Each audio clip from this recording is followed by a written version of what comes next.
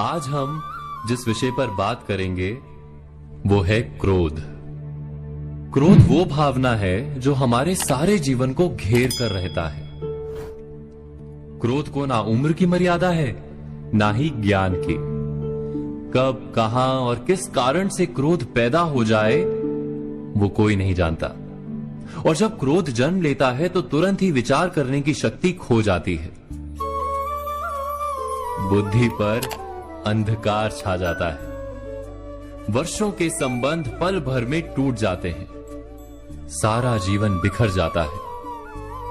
किसी भी कारागार में जाकर देखिए, अधिकतर अपराधी क्षण भर के क्रोध का दंड भोगते हुए दिखाई देंगे, पर फिर भी हम क्रोध पर अंकुश नहीं लगा पाते। बार बार हम क्रोध ना करने का प्रण तो लेते हैं, पर बार बार हमसे क्रोध हो जाता है। ये क्रोध वास्तव में क्या है, क्यों जन्मता है और क्यों अंकुश में नहीं रहता? उदाहरण के लिए आप एक बालक को देखिए। उसे किसी वस्तु की इच्छा होती है और उस समय अगर उसे वो नहीं मिलती या कोई उसे भयभीत करता है तो वो प्रतिक्रिया देता है। बालक की प्रतिक्रिया क्रोध है, क्योंकि बालक निर्बल है, निसहाय है। बालक अपनों से बड़ों को अपने वजूद का एहसास, अपने अस्तित्व की प्रतीति करवाने का प्रयास करता है क्रोध के माध्यम से। बड़े होने पर भी हम क्या ऐसा ही नहीं करते? क्या क्रोध हमारे भीतर बैठे बालक का प्रतिभाव नहीं? अर्थात क्या क्रोध वास्तव में केवल बालक जैसे व्यवहार का नाम नहीं?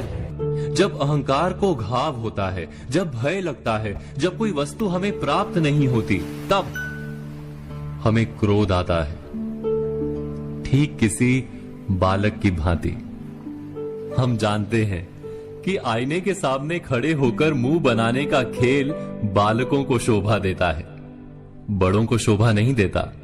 फिर भी हम बालक की भांति क्रोध करना बंद नहीं करते।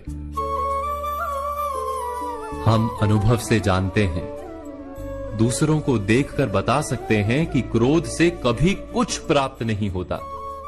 सम्मान हो, संपत्ति हो, प्रेम हो या सुरक्षा हो, क्रोध से नहीं मिलता।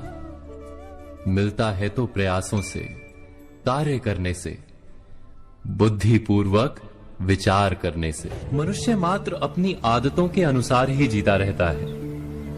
क्रोध भी आदत बन जाती है। हमारे चाहते हुए भी हम अपने प्रतिभावों को रोक नहीं पाते। हम स्वयं को बड़े या पुख्ता मानते हैं, पर थोड़ा सा कारण मिलते ही हमारे भीतर का बालक क्रोध कर बैठता है। अर्थात क्रोध वास्तव में और कुछ भी नहीं, हमारी बालक बुद्धि का नाम है।